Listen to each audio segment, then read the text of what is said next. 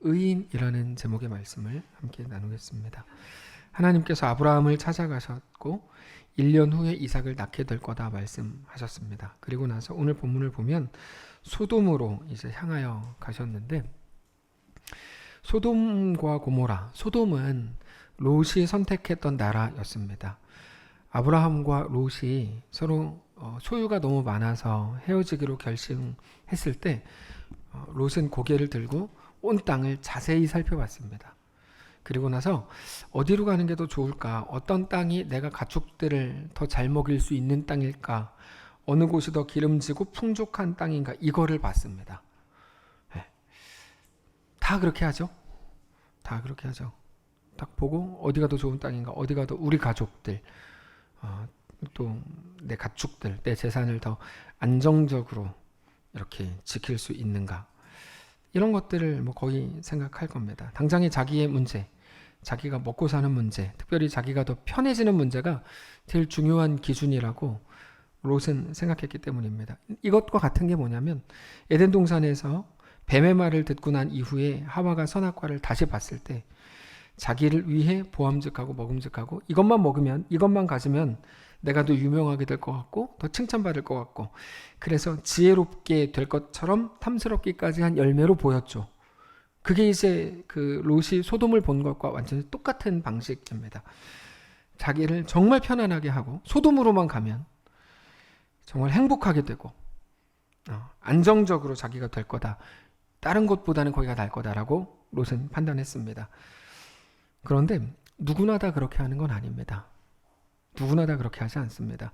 우리는 우리의 주인이 하나님이신 것을 잘 압니다. 우리를 지으신 분이 하나님이고, 우리를 다스리시는 분이 하나님이고, 우리가 영원히 함께 할 분이 하나님이신 것을 잘 알고 믿습니다. 그 믿는 자를 신자라고 부르는데, 신자는 보이는 것, 당장의 유익과 당장의 안정을 따르는 사람을 신자라고 말하지 않고, 영원하신 하나님을 알고 믿고 붙드는 사람을 신자라고 합니다. 신자에서는 믿는 자라는 의미인데요. 롯은 소돔을 바라보았을 때 자기를 더 안정적으로 더 행복하게 해줄 것처럼 보였고, 그래서 그 땅을 선택했지만 그 직후에 하나님께서 성경에 너무 아쉬우셔서 코멘트를 하나 달아놓으신 게 창세기 13장입니다. 이게 이렇게 기록되어 있습니다. 창세기 13장 10절에 앞에 보여드릴 텐데, 이에 롯이 눈을 들어 요단 지역을 바라본즉 소알까지 온 땅에 물이 넉넉하니 여호와께서 소돔과 고모라를 멸하시기 전이었으므로 여호와의 동산 같고 애굽 땅과 같았더라. 그러므로 롯이 요단 온 지역을 택하고 동으로 옮기니 그들이 서로 떠난지라. 아브라함은 가나안 땅에 거주하였고 롯은 그 지역의 도시들에 머무르며 그 장막을 옮겨 소돔까지 이르렀더라. 그래서 롯이 소돔에 간 이유는 자기의 안정을 위해서였다. 분명히 기록이 되어 있는데, 근데 13절에 하나님, 그 롯이 본 거는 물이 넉넉한 거, 먹고 살만한 거, 평화로워 보이는 거, 진짜 화려하고 번성한 것처럼 보인 그 모든 것들을 봤지만, 하나님께서는 13절 소돔 사람은 여호와 앞에 악하며 큰 죄인이었더라를 보셨죠. 그러니까 하나님이 보시는 것과 누구죠? 롯이 보는 게 다릅니다. 소돔 사람은 여호와 앞에 악하고 큰 죄인이었다. 왜 그거를 안 보고 그런 거는 보이지 않았을까 하는 거죠. 그냥 보기에 좋은 땅이다, 나를 안정적으로 살게 해줄 땅이다, 저기로만 가면 행복할 거야, 왜 그랬을까 하는 겁니다. 그게 아쉬운 거죠. 그러니까 그러므로 막 또 죽어라 이렇게 하는 건 아니고, 그게 너무 아쉽다. 주인이신 하나님의 시선, 하나님의 마음, 믿음이라고는 어쩌면 하나도 작동하지 않은 것처럼 보이는 이 시선이 너무 안타까운 겁니다. 오늘 본문에도 보면 소돔과 고모라에 대한 하나님의 마음이 이렇게 기록되어 있습니다. 20절에 여호와께서 또 이르시되 소돔과 고모라에 대한 부르짖음이 크고 그 죄악이 심히 무거우니 내가 이제 내려가서 그 모든 행한 것이 과연 내게 들린 부르짖음과 같은지 그렇지 않은지 내가 보고 알려 하노라. 여러분, 우리는 항상 하나님이 심판자이신 것을 기억해야 하는데, 하나님은 무엇을 가지고 심판하실까? 예를 들어서 탁구를 친다 그러면 탁구는 규칙이 있잖아요. 네모칸 안에다가 공을 이제 넣는 건데 중간에 네트가 있고, 네트에 걸려서 넘어가도 되지만 그 네모칸 안에 넘어가면 진다. 지는 게 1점을 내준다. 이런 규칙이 있잖아요. 하나님도 우리에게 무언가를 행하실 때 심판하신다고 하면 어떤 기준이 있을 거 아닙니까? 그렇죠? 그게 죄입니다, 죄. 근데 우리가 죄에 대해서 어떤 도덕적 행위에 관한 거라고 생각하는데 그 생각에는 심각한 오류가 있습니다. 욥기를 통해서 우리가 가진 그 하나님과 그 모든 관계에 대한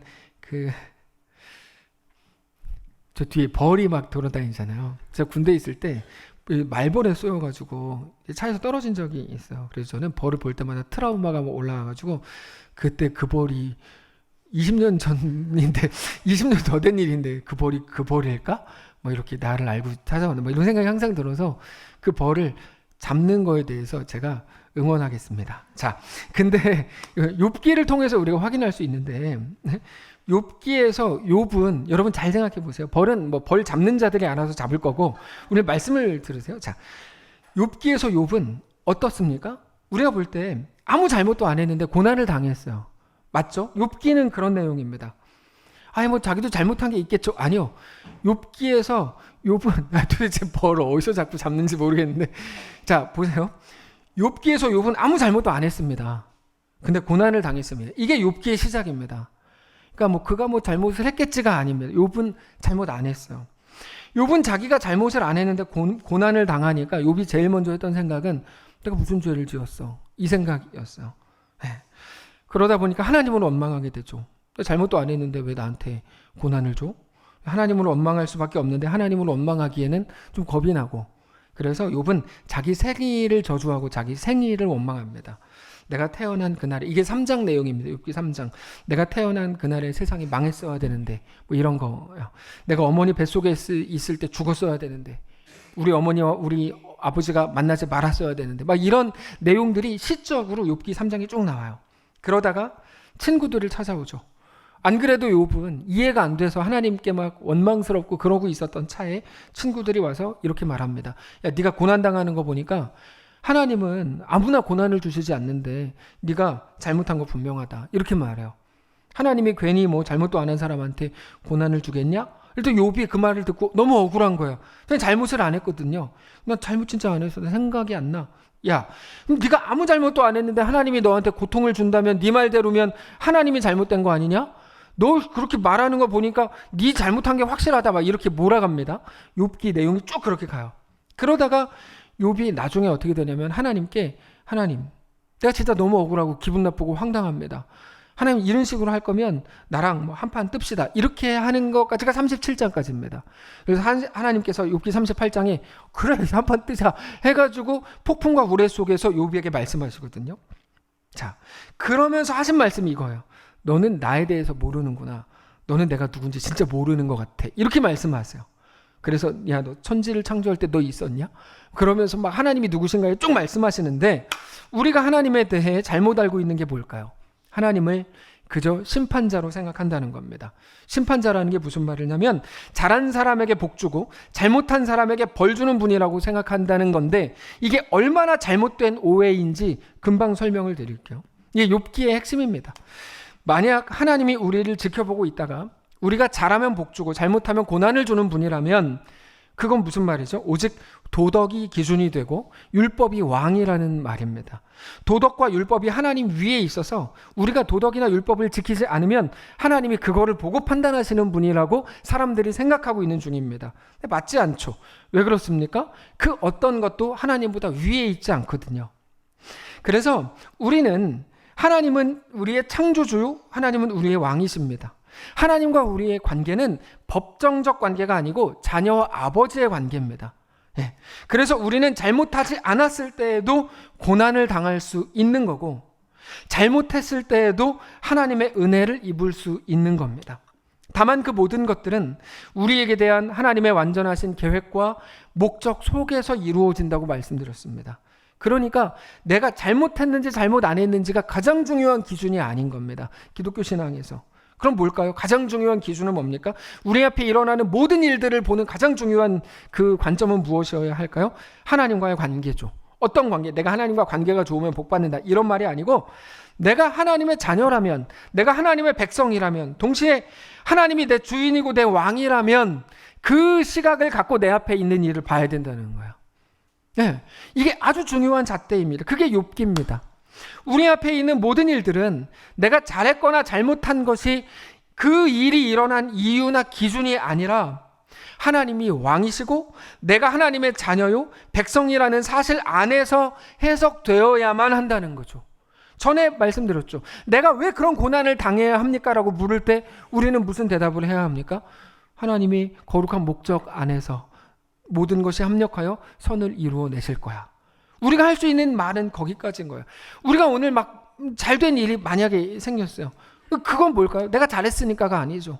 하나님의 선한 계획 속에서 모든 일들이 합력하여 우리를 하나님의 완전한 자녀로 빚으시려는 하나님의 목적 안에서 이루어진 일이죠. 그래서 소돔과 고모라가 죄악된 도시였다면 그 말은 그들이 다른 어떤 나라들보다 더 잔인하고 더 포악하고 더 나쁜 사람들이었다는 의미가 아니라 그들은 하나님을 알지 못했고 하나님을 알려고도 하지 않았고 그저 자기들의 생각과 감정과 눈앞에 보이는 것이 전부인 것으로 사는 사람들이었다. 그런 말입니다.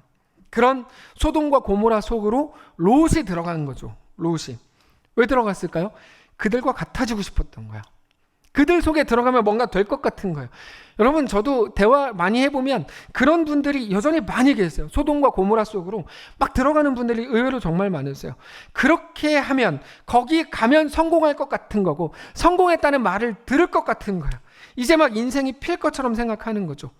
정말 많은 사람들이 늘 그렇게 생각하고 그렇게 선택합니다. 그런데 오늘 본문을 보면 하나님께서는 거기를 심판하시겠다고 말씀하세요. 거기를 심판하겠다. 성도 여러분 꼭 기억하십시오. 지금 우리 눈에 그렇게 좋아 보이고 그것만 가지면 다 될 것처럼 보이는 그거는 절대로 우리를 살리지 못합니다. 절대로 살리지 못합니다. 아니, 우리를 살리지 못할 뿐 아니라 오히려 자기로 꽉 차 있는 그것이 반드시 심판의 이유가 될 겁니다. 성경이 언제나 그렇게 나옵니다. 그게 롯이었고 소돔과 고모라였습니다. 그래서 사탄은 우리를 언제나 보이는 것으로 이끌어가는 거죠. 보이는 것으로. 보이는 대로, 너에게 좋아 보이는 대로 좋을 것 같은 그것을 선택하라 이겁니다. 사탄이 한 말이었고 뱀이 돼서 누구의 하와에게 그렇게 모든 인류를 죄로 가득하게 하고 죽음이 운명이 되게 한 겁니다. 근데 우리 하나님께서 그렇게 자기로 꽉 차 있는, 그래서 영원한 죽음으로 갈 수밖에 없었던 그 사람들을 그냥 내버려 두시지 않습니다. 우리가 아는 것처럼 거기에 복음이 작동하죠.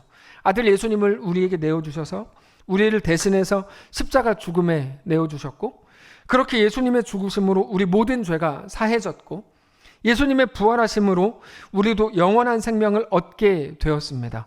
그렇게 은혜가 작동하는 인생이 되게 하셨죠. 율법이, 도덕이, 세상의 원리가 하나님보다 위에 있지 않습니다.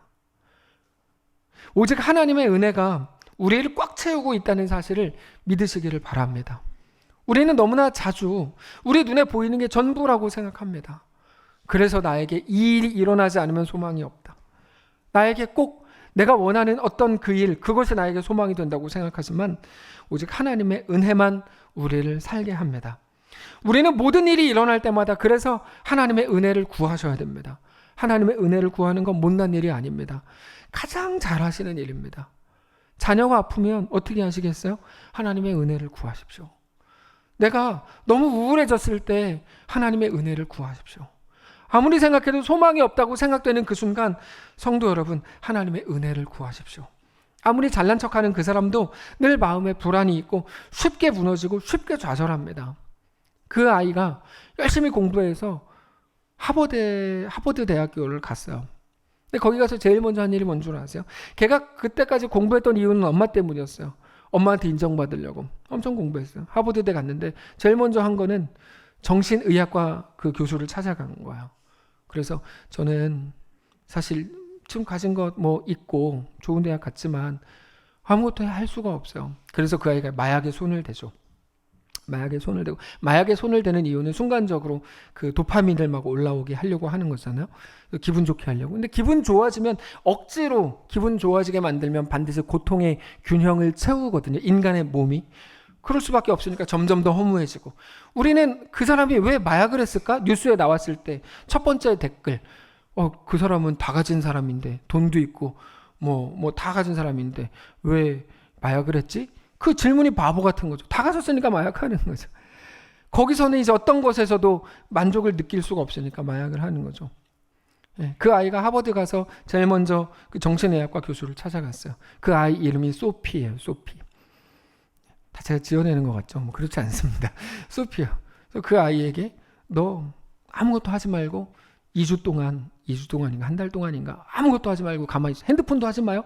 하지 마. 넷플릭스도 보지 마. 그럼 지루해서 어떻게 해요? 오케이. 너 지루할 거야. 대신 너 지루한 그 순간 그게 반복되고 길어지면 네 속에서 진짜 너의 생각이 올라올 거야. 그 수면 위에 네 생각이 올라오면 네 생각이 어떤 건지 그때 봐야 돼. 예. 도파민 네이션이라는 좋은 책에 나오는 내용인데 하여튼 그렇습니다. 여러분 우리가 그렇죠. 우리가 무언가를 하고 대단하게 이룬 것 같아도 우리는 반드시 무너지고 좌절합니다. 인간이니까요. 그럼 좌절하는 게 나쁜 건가? 그렇지 않습니다. 오히려 우리를 하나님의 은혜로 이끌어갈 기회가 될 겁니다. 우리가 너무 행복하게 고백하는 찬양, 은혜 아니면 살아갈 수가 없네. 호흡마저도 다 주의 것이니 세상 평안과 위로 내게 없어도 오직 예수뿐이네. 크신 계획 다 볼 수도 없고 작은 고난에 지쳐도 주께 묶인 나의 모든 삶 버티고 견디게 하시네. 은혜 아니면 살아갈 수가 없네. 나의 모든 것 다 주께 맡기니 참된 평안과 위로 내게 주신 주 오직 예수뿐이네. 우리 한번 잠깐 다 같이 찬양하겠습니다. 하나님, 내가 그런 사람입니다. 은혜를 구할 수 있는 은혜를 주십시오. 고백합시다. 은혜 아니면 살아갈 수가 없네. 은혜 아니면 살아갈 수가 없네. 호흡마저도 다 주의 것이니 세상 평안과 위로 내게 주옵소도 예수 오직 예수뿐이네. 은혜 아니면 살아갈 수가 없네. 은혜 아니면 살아갈 수가 없네. 호흡마저도 다 주의 것이니 세상 평안과 위로 내게 없어도 예수 오직 예수뿐이네.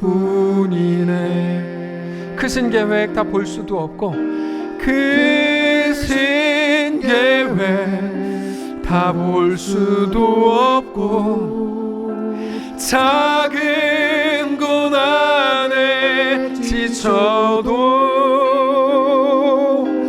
주께 묶인 나의 모든 삶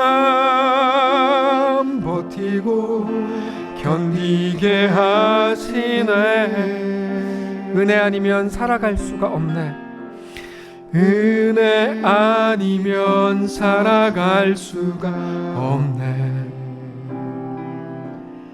나의 모든 삶 다 주께 맡기니 참된 평안과 위로 내게 주신 주 예수 오직 예수뿐이네.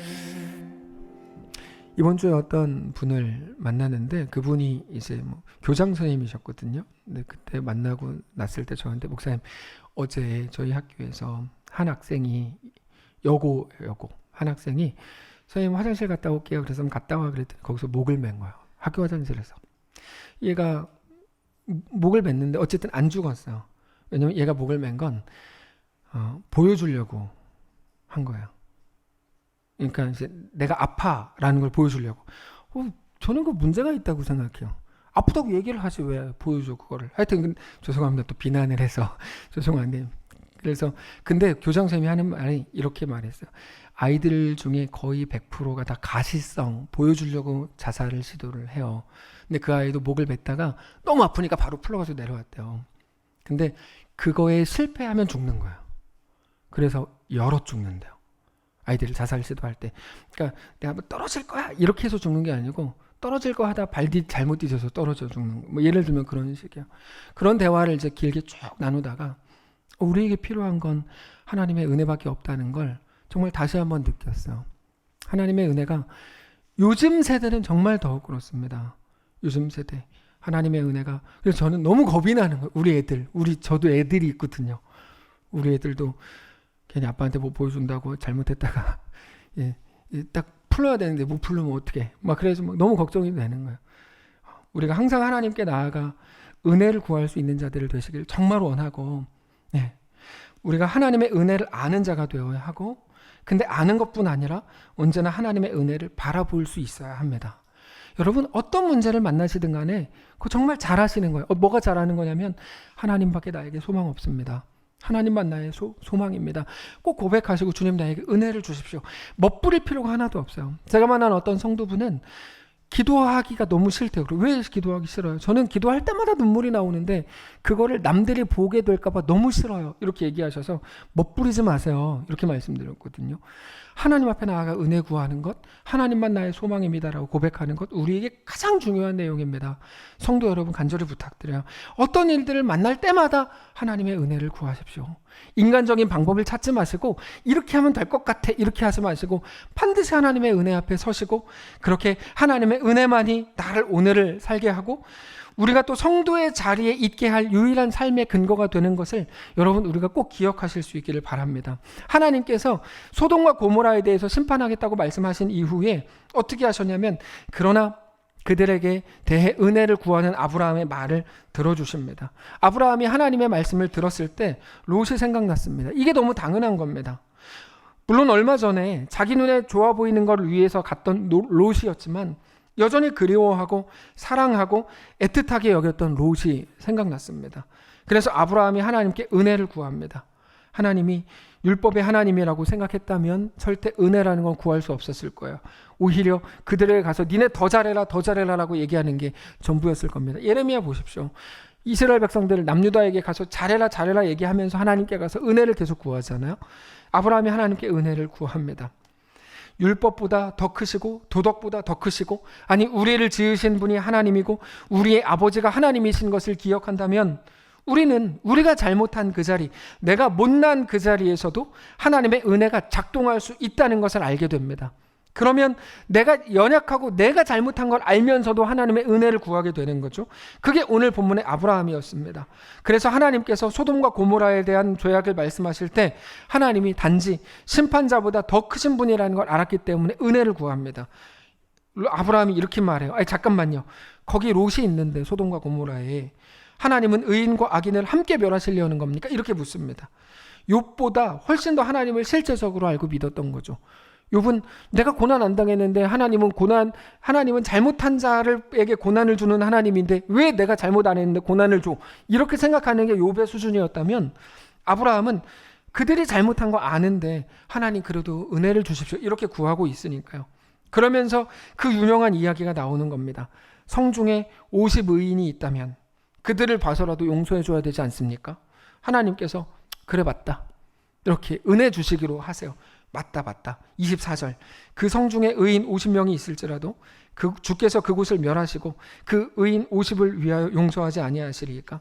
주께서 이같이 하사 의인을 악인과 함께 죽이심은 부당하오며 의인과 악인을 같이 하심도 부당하니이다. 세상을 심판하시는 이가 정의를 행하실 것이 아니니까. 여호와께서 이르시되 내가 만일 소돔 성읍 가운데에서 의인 50명을 찾으면 그들을 위하여 온 지역을 용서하리라. 근데 아브라함이 그렇게 얘기해놓고 혼자 생각해보니까 거기에 의인 50명이나 있겠나? 이런 생각을 한 거예요. 만약 이제 제가 하나님과 기도하고 대화할 때 하나님이 야 니네 교회 멸할 거야 이렇게 말하셨어요. 그럼 제가 기도할 거 아니에요. 아브라함처럼 주님 우리 교회에 의인 50명이 있으면 그들을 위해서 용서해 주십시오 라고 한 이후에 저도 고민하겠죠. 의인 50명이 될래나?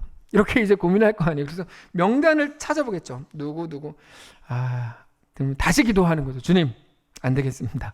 45명으로 합시다. 50명 좀 안 되고 10% 할인. 45명. 장난하는 것도 아니고 무슨 심판대 앞에서 10% 할인 해달라 그래요. 근데 하나님께서 그렇게 하자고 하세요. 27절. 아브라함이 대답하여 이르되 나는 티끌이나 재와 같사오나 감히 주께 아뢰나이다. 의인 50명 의인 중에 5명이 부족하다면 그 5명으로 말미암아 온 성읍을 멸하시리이까? 이르시되 내가 거기서 45명을 찾으면 멸하지 아니하리라. 그리고 나서 보니까 또 45명이나 될래나? 뭐 이렇게 생각을 한 거죠. 그래서 40명, 30명, 20명, 10명까지 가면 결국에 80% 세일을 받아요. 50명이었는데 10명으로 줄어요. 29절. 아브라함이 또 아뢰어 이르되 거기서 40명을 찾으시면 어떻게 하시겠습니까? 40명으로 말미암아 멸하지 아니하리라. 30절. 내 주여 노하지 마시고 말씀하게 하옵소서. 30명을 찾으면 어떻게 하시겠습니까? 그래 내가 30명을 찾으면 그리 아니하리라. 31절. 아브라함이 또 이르되 내가 감히 내 주께 아뢰나이다. 거기서 20명을 찾으면 어떻게 하시겠습니까? 그래 내가 20명으로 말미암아 그리하지 아니하리라. 아브라함이 또 이르되 주는 노하지 마옵소서. 내가 이번만 더 아뢰리이다. 거기서 10명을 찾으면 어찌하려 하시나이까? 이르시되 내가 10명으로 말미암아 멸하지 아니하리라. 아브라함은 나름대로 확신했던 것 같아요. 그 10명은 있겠지 생각했던 것 같아요. 여기는 우리는 여기에서 아브라함이 보입니다. 아브라함이 왜 이러고 있는 거냐면 장난치는 게 아닙니다. 아브라함이 숫자를 줄여서 말할 때마다 계속 나오는 표현, 감히 주께 말씀드립니다. 노하지 마시고 말씀하게 하옵소서. 감히 주께 말씀드립니다. 노하지 마십시오. 두려움이 있었다는 거거든요. 근데 롯에 대한 깊은 사랑 때문에 두려워도 하나님 앞에 계속 그렇게 나아가고 있는 거야. 우리도 그렇잖아요. 우리 믿지 않는 가족들이 있다 그러면 그들을 위해 계속 기도하잖아요. 그들에 대한 애틋한 마음, 하나님 제발 좀 붙들어 주십시오. 성령으로 찾아가셔서 믿음은 하나님의 선물이라면서요. 믿음을 주십시오. 내가 일평생 했는데 안 되는데 하나님이 믿을 수 있도록 도와주십시오. 여러분 근데 이런 마음, 아브라함의 이런 말들과 이런 마음은 사실 하나님의 것이었습니다. 어떻게 하냐면 하나님이 원하고 계셨던 거예요. 그 성에 50명, 아니 단 10명만이라도 하나님을 따라 행하고 하나님을 따라 말하고 하나님을 따라 선택하며 살아가는 하나님의 백성들이 있어 주기를 원하신 거죠.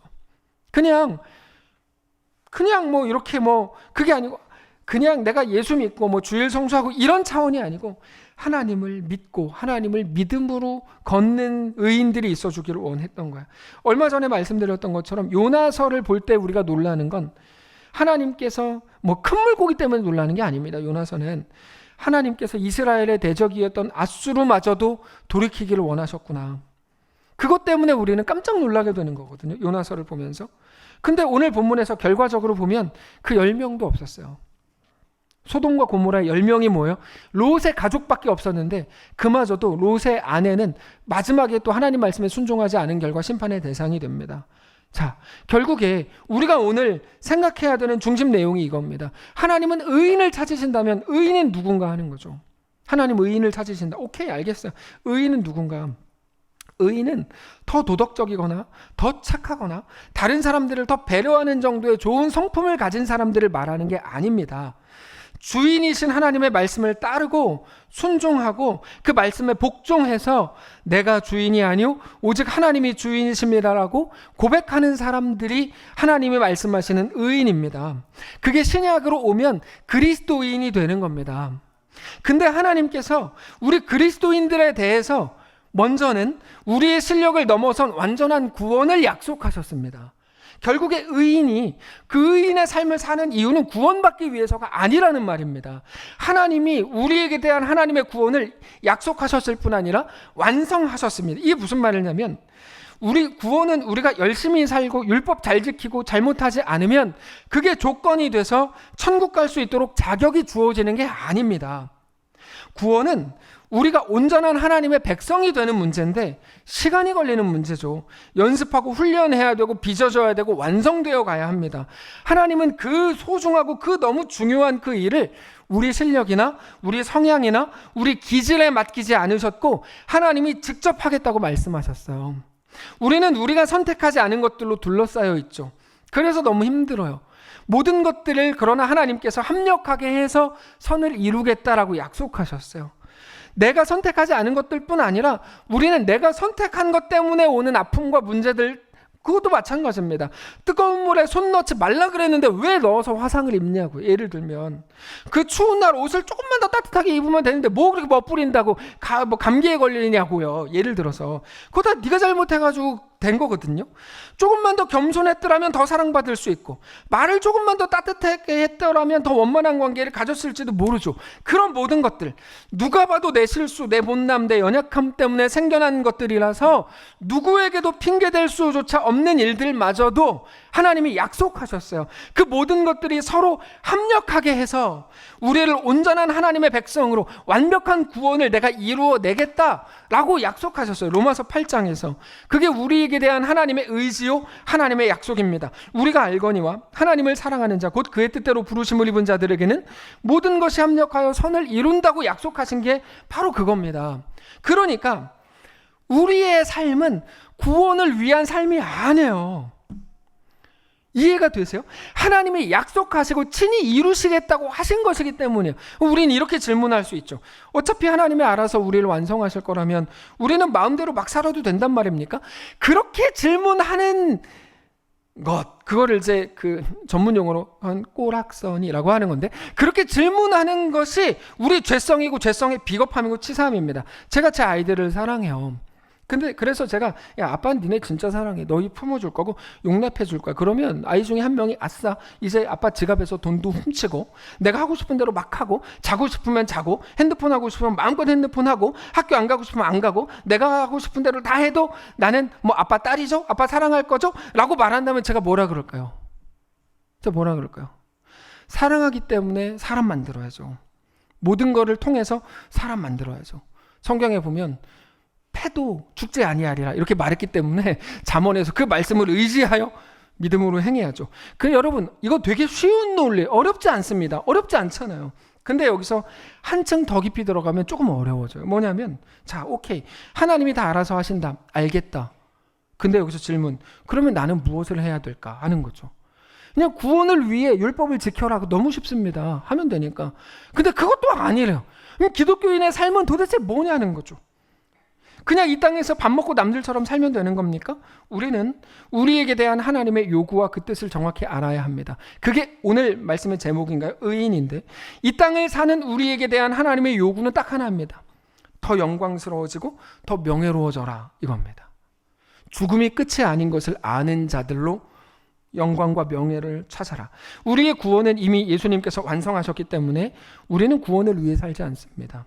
다만 영광과 명예가 우리에게 요구된 유일한 삶의 목적이라는 것을 알아야 합니다. 물론 성경의 표현에는 구원을 이루어가라라고 표현합니다. 근데 그 표현은 영광과 명예에 관한 겁니다. 그리고 성도가 영광과 명예를 만드는 유일한 방법은 이 땅에서의 안정을 버리는 거고 하나님이 주시는 믿음으로 도전하는 것입니다. 너무 분명합니다. 근데 믿음으로 도전한다고 할 때 아무 데서나 그냥 뭐 대충 뭐 어차피 이렇게 돼도 이렇게 될 걸 믿어, 이렇게 하는 게 아니고 하나님의 부르심의 자리를 알아야 됩니다. 하나님의 부르심의 자리. 그래서 우리가 가장 예민하게 늘 살펴야 되는 건 하나님의 부르심입니다. 자, 하나님의 부르심은 뭘까요? 하나님의 부르심은 언제나 부담스러운 내용으로 다가오기 때문에 반드시 믿음을 요구하는 방식으로 다가온다는 걸 여러분 기억하셔야 됩니다. 믿음을 요구하지 않는 어떤 그런 것들은 하나님의 부르심이 아니고, 하나님의 부르심은 100% 항상 믿음을 요구하는 것으로 우리에게 주어진다고요. 믿음을 요구하는 것. 모세가 80세가 됐을 때 하나님께서 바로에게 가도록 부르셨습니다. 모세는 사실 40세 때 그 일을 하고 싶었어요. 근데 모세가 40대였을 때는 자기가 가진 것들, 자기가 할 수 있는 모든 방법을 다 동원해 봤는데 결국 그 결과 살인자가 되고 멀리 도망가는 신세가 됐습니다. 하나님께서 모든 것을 잃었다고 생각하는 80세의 모세를 부르시죠. 이제 힘이 다 빠졌고 돈이 없고 40세 때 가졌던 열정도 왕궁의 세력도 없었습니다. 자기가 할 수 있는 거 하나도 없었어요. 근데 하나님은 그때의 모세를 부르시죠. 자기 힘으로 못하고 믿음으로만 도전해 볼 수 있는 길을 제시하신 거죠. 그리고는 뭐라 그러세요? 바로에게 가라. 내가 너와 함께 하겠다. 두려운데요? 두려워서 못하겠어요. 그 말이 뭡니까? 믿음이 필요하다는 거 아니에요. 하나님께서, 야, 너 혼자 두렵지? 내가 알아. 너 말 잘하는 형 아론을 너와 함께 가게 하겠다. 너 지팡이 땅에 던져봐라. 뱀이 될 거다. 너 그 뱀을 다시 주워봐라. 그러면 지팡이가 될 거다. 내가 너와 함께 한다. 그거 믿고 가라. 이게 하나님의 부르심이었어요. 그럼 항상 힘없고 가진 게 없을 때만 부르시는가? 그렇진 않죠. 우리가 많이 가졌을 때에도, 더 건강할 때에도 여전히 그 순간에 믿음으로 행할 수 있는 일로 우리를 부르시죠. 그게 젊은 여호수아였습니다. 하나님은 여호수아를 그렇게 넘실거리는 요단강 앞으로 부르셨죠. 여러분, 아무리 여호수아가 지략이 있고 지혜가 있고 힘이 있었어도 믿음이 없이는 행할 수 없는 결정을 그 순간 하나님을 믿음으로 행하죠. 아브라함은 어떻습니까? 본토 친척 아버지의 집을 떠나라는 내용으로 부르셨죠. 그렇게 믿음으로 자기 자신을 내어드리는 것만이 성도의 진정한 영광과 명예가 됩니다. 다른 어떤 것도 아닙니다. 다른 어떤 것도 하나도 없습니다. 그렇게 우리 속에 있는 믿음이 우리를 이끌어가는 자리가 우리를 영광스럽게 하고 명예롭게 하는 겁니다. 그래서 기독교의 이름으로 복받은 것을 자랑하는 건 매우 못난 일입니다. 그것과 아무 관계없는 거거든요. 성도의 거름이라고 하는 건. 내가 예수 잘 믿어서 우리의 서울대 갔잖아. 여러분, 그거는 말이 이상한 말인 거예요. 그런 건 자랑이 안 되는 건데 많은 사람이 그런 걸 자랑하더라고요. 그런 거 자랑하는 게 아니에요. 네.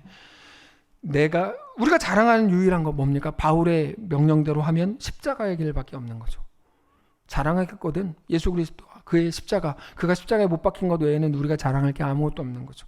오히려 우리가 가진 모든 세상적인 자랑은 배설물로 여기는 거죠. 이거를 알면서도 자꾸 다른 것들을 자랑해요. 눈에 보이는 것들을. 그거는 비정상입니다. 네. 십자가의 길은 고통스럽죠. 자기가 죽어야 되니까. 근데 그것으로 영광과 명예와 진정한 자랑이 생겨납니다. 우리는 자주 진정한 명예가 무엇이고 영광스러움이 무엇인지를 헷갈립니다. 교회들마저도 헷갈려서 자기들이 어떤 프로그램을 동원한 결과 몇백 명이 들으면 그거를 자랑하고 앉아있어요. 야, 그걸 자랑하고 앉아있냐? 자랑이 되냐? 웃어야 되는 일이죠. 세상에 살다 보니까 세상이 자랑하는 세상 자랑이 우리의 자랑이 되고 세상이 말하는 영광이 우리 영광이라고 생각하는 거야. 여러분, 그러나 우리의 자랑은 오직 하나, 주를 위한 우리의 죽음밖에 없습니다. 주를 위한 우리의 죽음. 죽음으로 내 주인이 내가 아니었고 오직 하나님이셨음을 드러내는 겁니다. 죽음으로. 얼마 전에 말씀드렸던 아미리 바라카라고 알려진 미국의 극작가에 나오는 책에 나오는 내용. 노예가 노예로서의 삶에 너무 익숙해지면, 얼마나 익숙해져야 놀랍게도 자기 다리에 묶여있는 쇠사슬을 서로 자랑하기 시작한다. 어느 쪽에 쇠사슬이 빛나는가, 더 무거운가 등. 여러분, 그건 자랑거리일 수 없다는 겁니다. 자랑도 아닌 거를 세상에 익숙해서 자랑하고 앉아있는, 죄송합니다. 여러분 앉아 계시니까. 자랑도 아닌 걸 자랑하고 하겠다고 서 있는 거예요. 예를 들면. 자랑거리가 아니라 나를 묶어두는 것이기 때문에 깨뜨리고 부숴야 된다고 그 작가도 그렇게 얘기하잖아요. 없애버려가지고 거기서 자유해져야 되는 거지. 자랑거리가 아닙니다. 누가 돈을 벌었대더라. 누가 좋은 대학에 갔대더라. 누가 좋은 집을 샀대더라. 여러분, 이건 성도의 자랑일 수 없다는 걸 제발 기억해 주시길 바라요. 그건 성도의 자랑이 될 수가 없어요. 세상에 속한 안정과 편안함은 오히려 우리를 묶는 쇠사슬일 뿐입니다. 그것에 묶여서 그것을 자랑하는 건 굉장히 어리석은 일입니다. 자랑할 게 아닙니다. 그건 세상과 사탄이 하나님의 사람들인 우리를 이끌어 가려고 하는 방식일 뿐입니다. 반대로 성경의 하나님이 하나님의 백성들을 이끌어가는 자리는 언제나 역동적인 자리였습니다. 믿음으로만 갈 수 있는 자리. 그 말을 듣는 세상 사람들은, 예를 들어서 그들이 행한 일을 듣는 세상 사람들은 놀라게 되고 엄청난 스토리가 그렇게 만들어지는 거죠. 당장 노아, 뭐가 떠오르세요? 아브라함, 이삭, 야곱, 요셉, 모세, 여호수아, 기드온, 엘리야, 엘리사. 여러분, 그 모든 사람들 생각해 보세요. 그들의 인생은 역동성 그 자체였습니다. 우리가 말하는 안정이라는 게 그들의 삶을 이끌지 않았습니다. 그들은 매일같이 하나님의 역사의 흐름 한가운데 있으려고 소원했고 갈망했습니다. 이번에 공사에 참여한 어벤져스 팀의 엄청난 스토리들을 잘 알고 있을 겁니다. 얘가 저를 물으려고 할 때만 안 돼요 라고 말하시면 돼요. 굳이 지금 하실 분. 근데 옆 사람을 물으려고 그러면 안 돼요 라고 외쳐주시면 돼요. 자, 이런 거죠. 어벤져스 팀의 엄청난 스토리들 우리가 알고 있잖아요. 제가 지난주에 다른 곳 가서 잠깐 소개했더니 다 깜짝 놀랐어요. 지금 2023년에도 그런 교회가 다 있다니. 이게 자랑이 되는 거죠. 이게 자랑이 되는 거야. 예를 들면 우리 교회 로또 맞은 분 한 분 계세요. 제가 돌아다니면서 이거 자랑한다고 생각하면 이런 머저리가 어디 있어요. 제가 기도 열심히 해가지고 우리 교회에 있는 어떤 분이 로또 1등 했어요. 그게 뭐예요, 그게? 그리고 뭐 11조 안 하려고 딴 교회 갔어요. 이렇게 되면 이게 뭐냐고 도대체. 그게 아니죠. 우리의 자랑은 그게 아니에요. 자기 젊음을 다 내어놓고 하나님과 동행하기로 그곳에서 살아가기로 한 젊은 부부가 있어요. 그게 자랑이죠. 그게 자랑 아니에요? 아무도 모르게 자기를 내어드리고 내 삶이, 안정이, 내 돈이 내 주인이 아니라 오직 하나님이 주인이신 것을 고백하는 성도들이 우리 교회에 있어요. 그게 자랑이죠. 그렇게 우리의 사역이, 우리 교회가 세워져 갑니다. 우리 죽음의 이야기죠. 분명히 그 사람은 죽은 것 같고 손해본 것 같고 힘들어진 것 같은데 그게 하나님 나라의 자랑이 되잖아요. 지난번에 5명 들어가서 뭐 공사할 때 어떤 약간 못 미치는 분들은 걱정을 했을 거 아니에요. 아유, 얼마나 힘들까? 얼마나 고생하겠어? 목사님은 왜 또 저런 짓을 시키는 거야? 뭐 생각하셨을 거 아니에요? 네, 근데 아니요. 그게 그들의 자랑이 되는 거죠. 여러분, 그게 어떻게 우리의 자랑이 됩니까? 자랑이 됩니다. 그게 이야기가 되고 기쁨이 되고 행복이 되는 사람들이 바로 성도들입니다. 그렇게 우리는 점점 더 풍성한 공동체가 되어가는 거죠. 그리고 그게 하나님께서 그의 백성들을 사랑하시고 이끌어 가시는 방식입니다. 그러고 보면 잘 생각해 보세요. 오늘 본문에서 아브라함의 소원이 딱 하나 있었다면 뭐였을까요? 그게 의인 10명, 그거밖에 없죠. 의인 10명을 주십시오. 의인 10명이 있는 것, 그게 오늘 저의 소원이고 우리의 소원이 되어야 합니다. 하나님께서 우리 교회를 우리에게 맡기실 때 무엇을 요구하시는 걸까요? 니네 더 열심히 해가지고 열심히 봉사하고 그래서 남들에게 더 칭찬받는 교회 되고 건물 막 높게 멋있게 세우고 사람들 많이 모아가지고 여기 막 꽉꽉 막 이렇게, 여러분 이렇게 말씀하시지 않고 딱 하나, 의인 10명이 있는 교회, 하나님의 말씀 앞에 바싹 엎드리고 하나님이 나의 진짜 주인입니다라고 정직하게 고백하는 사람들이 있는 교회, 그게 유일한 하나님의 우리에게 대한 요구입니다. 다른 거 아닙니다. 근데 우리가 너무 세속화가 돼가지고 자꾸 다른 거를 막 이렇게 막 하게 됐지만, 여러분 하나님께서 원하신, 하나님의 교회라고 쓰고 싶은데 그 말도 못 쓰겠어요. 하나님께서 원하시는 교회는 의인들이 있는 교회고 하나님 앞에 그냥 바싹 엎드리는 자들이 일어나는 교회입니다.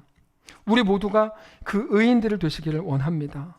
하나님의 도전 앞에 믿음으로 네 하고 순종하십시오. 네. 내가 내 삶의 주인이 아니라 내 눈에 좋아 보이는 소돔이 내 주인이 아니고 하나님께 간절히 기도해가지고 소돔과 고모라로 이사가는 걸 제발 꿈꾸지 마시고 오직 하나님이 나의 왕이요 주인이신 것을 고백하는 하나님의 백성들을 되시기를 원합니다. 여러분, 그래서 학생들도요, 예수 잘 안 믿을 거면 공부를 하지 마세요. 학교를 당장 그만두세요. 예수 안 믿고 학교 좋은 데 나와가지고 엉망이 되는 인간들 되는 것보다 공부 안 하고, 뭐 변변한 직장 없어도 예수 잘 믿고 살다가 주 앞에 가는 게 훨씬 복된 겁니다. 아무도 아멘 안 하겠죠. 당연히 안 할 줄 알았어요. 근데 저는 그렇게 기도해요. 우리 아이들 놓고 진심으로, 하나님 우리 아이들 공부 못해도 아무 상관없어요. 저를 닮았으니까 뭐 버리면 좋겠죠. 이렇게 안 하고, 하나님 공부 못해도 진짜 아무 상관없어요. 예수 잘 믿는 인생 되게 해주세요 라고 기도하는데 그게 항상 잘 안 돼. 하여튼 그런. 그래서 제가 저희 그 부모님께 대해서 가장 존경하는 부분은 그거 하나입니다.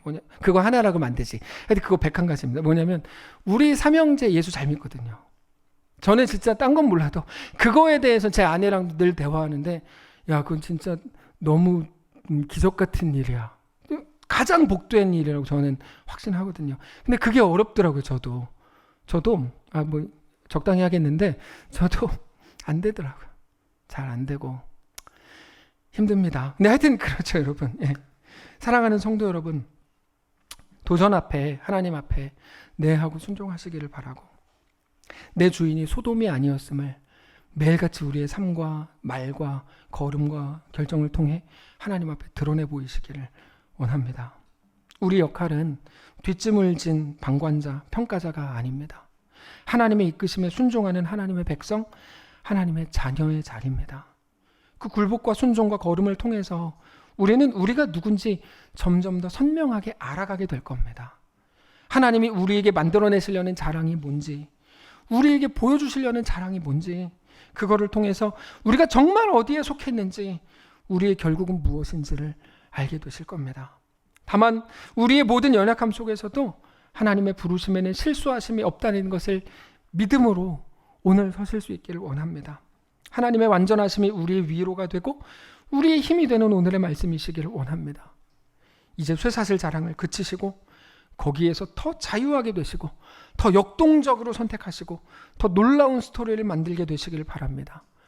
그 2달 11월 12월 그리고 남은 우리의 인생이 그렇게 믿음의 역사가 되고 주의 나라가 되고 하나님 나라의 흔적이 되시기를 주님 이름으로 축복합니다. 찬양하겠습니다. 하나님의 부르심에는 후회하심이 없네.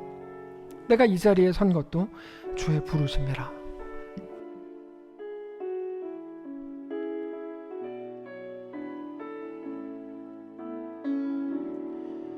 하나님의 부르심에는 후회하심이 없네. 내가 이 자리에 선 것도 주의 부르심이라. 하나님의 부르심에는 결코 실수가 없네. 나를 부르신 하나님의 진실하심을 믿네. 작은 나를 부르신 뜻을 나는 알 수 없지만 오직 감사와 순종으로 주의 길을 가리라. 때론 내가 연약해져도 주님 날 도우시니 주의 놀라운 그 계획을 나는 믿으며 살리. 날 부르신 뜻 날 부르신 뜻 내 생각보다 크고 날 향한 계획 나의 지혜로 측량 못하나. 가장 좋은 길로 가장 완전한 길로 오늘도 날 이끄심. 날 부르신 뜻 내 생각보다 크고 날 부르신 뜻 내 생각보다 크고 날 향한 계획 나의 지혜로 측량 못하나. 가장 좋은 길로 가장 완전한 길로 오늘도 나를. 우리 가사를 생각하면서 2절로 다시 합시다.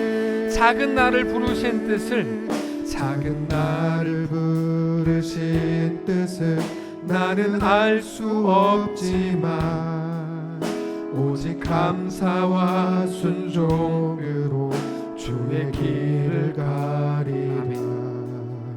때론 내가 연약해져도 주님 날 도우시니 주의 놀라운 그 계획을 나는 믿으며 다시 한번 합시다. 살리. 작은 나를 부르신 뜻을 나는 알 수 없지만 작은 나를 부르신 뜻은 나는 알 수 없지만 오직 감사와 오직 순종으로 감사와 순종으로 주의 길을 가리라.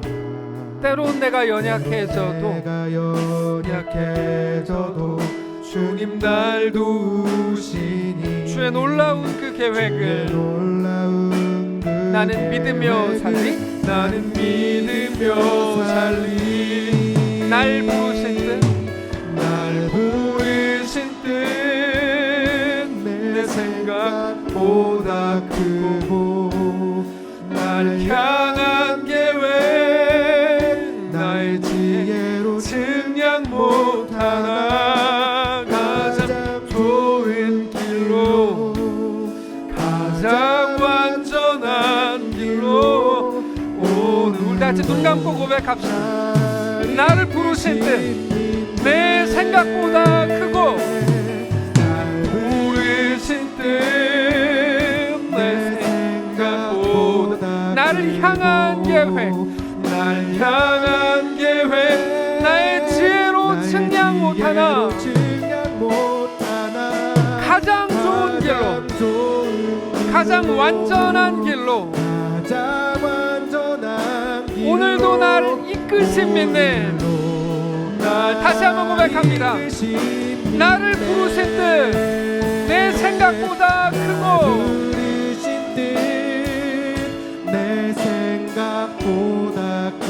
나를 향한 계획은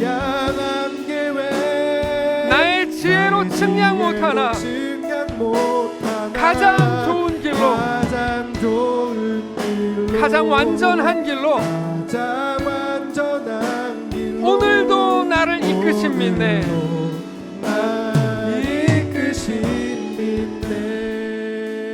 우리 다 같이 눈 감은 채로 1, 2분가량 잠시 묵상하고 생각하는 시간을 갖기를 원합니다. 오늘 말씀을 기억하시고 오늘 우리가 입술로 고백한 그 찬양의 가사를 기억하십시오. 작은 나를 부르신 뜻을 나는 알 수 없지만 믿음과 함께 주어진 도전이라면 오늘 감사와 순종으로 주의 길을 가리라. 때론 내가 연약해서 하나님의 은혜 없이는 살 수 없다고 엉엉 울 때라도 주님 나를 도우시니 주의 놀라운 그 계획을 나는 오늘 믿으며 살리. 조용히 묵상하고 말씀을 내 속에서 정리하고 내 삶을 하나님 앞에 결단하는 1, 2분간의 조용한 시간을 갖겠습니다.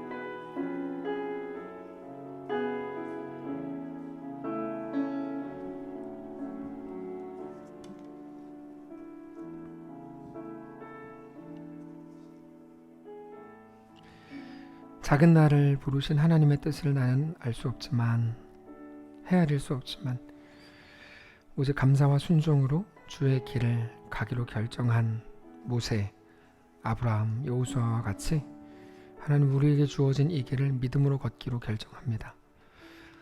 내가 주인 되어 내 삶을 소돔으로 만들던 모든 것들을 이제 주님 정말 원하오니 중단하게 하시고 내가 전적으로 주님의 사람입니다. 내 인생 전부를 주님께 드립니다.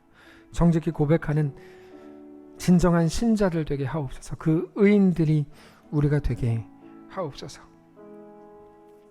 오직 하나님이 주인이신 것을 알고 그것만이 나의 자랑이 되고 자신감이 되는 사랑하는 모든 성도들과 그들의 가정과 자녀들 되게 하시고 우리 주님 함께 하신 놀라운 은혜가 우리 가운데 가득 임하는 사랑하는 이 자리가 되게 하옵소서.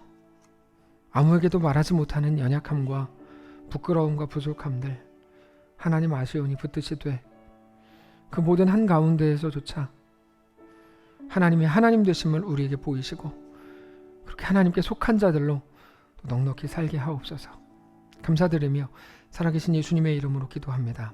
아멘. 이제는 우리 구주 예수 그리스도의 은혜와 하나님 아버지의 다함없는 사랑과 성령의 교통인도 역사 위로 함께 하심의 은사가 이 시간 주를 바라보며 예수 안에 허락된 그 길을 믿음으로 담대히 걷기를 소원하는 사랑하는 모든 주의 백성들 머리머리 위에 그들의 가정 위에 특별히 사랑하는 아기 은호와 그의 가정 위에 그리고 어제 새롭게 결혼을 해서 새로운 가정이 된 그 가정과 또 양가 부모들 위에 사랑하는 이 교회 위에 이제로부터 영원까지 함께 계실지어다. 아멘.